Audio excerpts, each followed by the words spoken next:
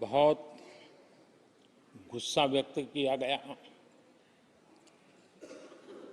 जितना हो सका उतने कठोर शब्द में गुस्सा व्यक्त किया गया। उनका दर्द मैं समझता हूं, उनकी मुसीबत और ये गुस्सा मैं समझता हूं, क्योंकि तीर निशाने पर लगा है।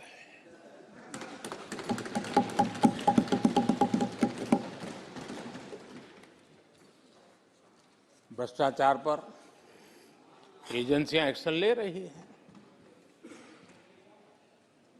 उसको लेकर भी इतना गुस्सा, क्या क्या शब्दों का प्रयोग किया जा रहा है। आदरणीय अध्यक्ष जी, 10 साल पहले हमारे सदन में, पार्लियामेंट में क्या चर्चा होती थी?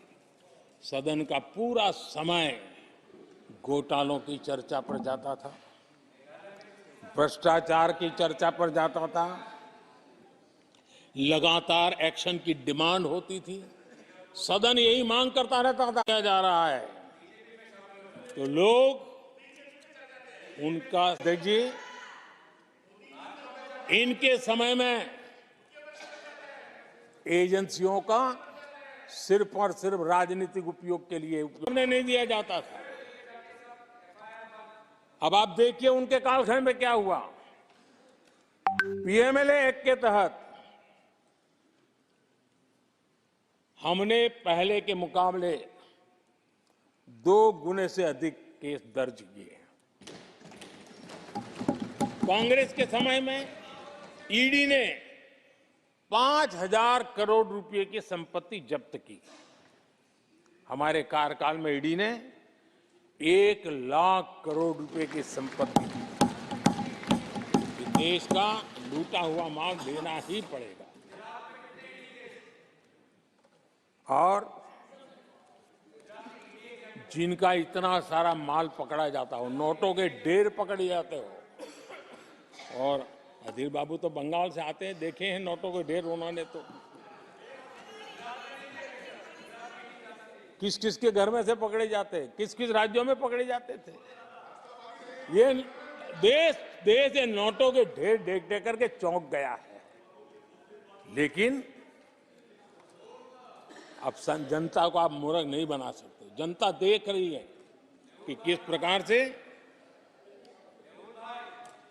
यूपीए सरकार में जो भ्रष्टाचार की बातें होती थी, उसका टोटल 10-15 लाख करोड़ का रहा है, चर्चा होती थी। हमने लाखों करोड़ के घोटाले तो अटकाए, लेकिन उन सारे पैसों को गरीबों के काम लगा दिया, गरीबों के कल्याण के लिए।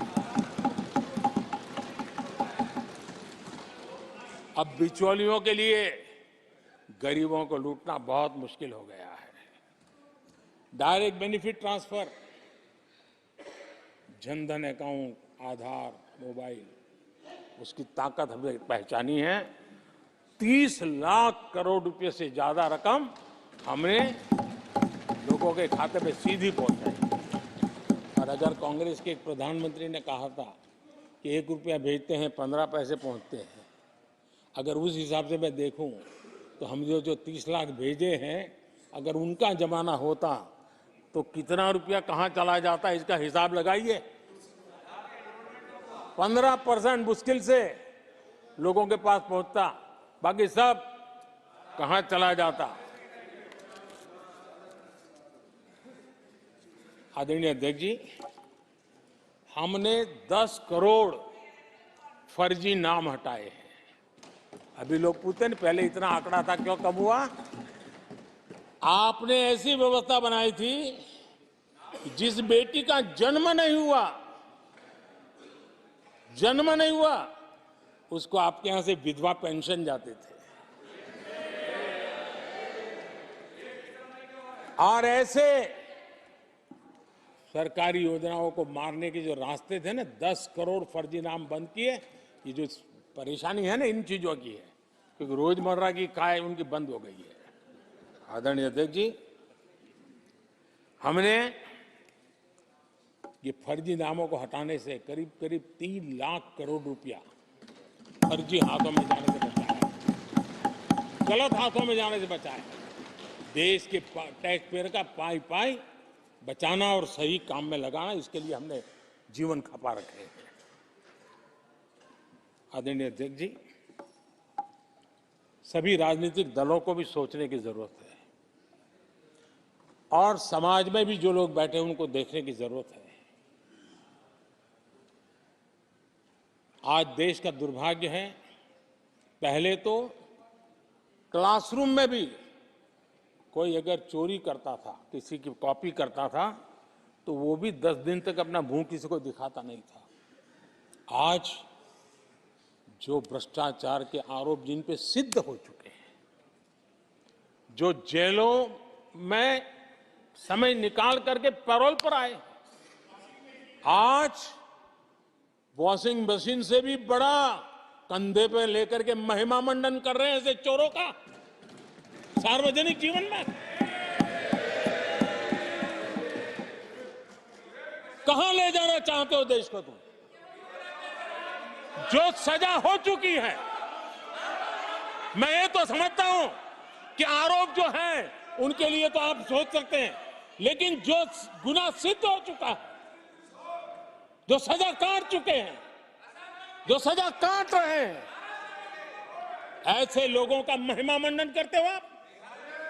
कौन सा कल्चर और देश की अभावी पीढ़ी को क्या प्रेरणा देना चाहते हो आप? कौन से रास्ते और ऐसी कौन सी आपकी मजबूरी है?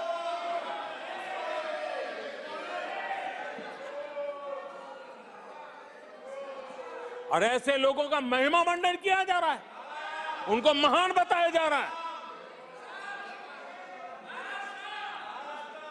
जहां संविधान का राज है, जहां लोकतंत्र है, माननीय अध्यक्ष जी, ऐसी बातें लंबी नहीं चल सकती हैं।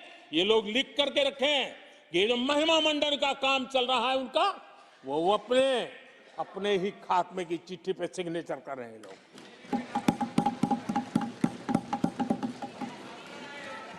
आदरणीय अध्यक्ष जी, जांच करना ये एजेंसियों का काम है।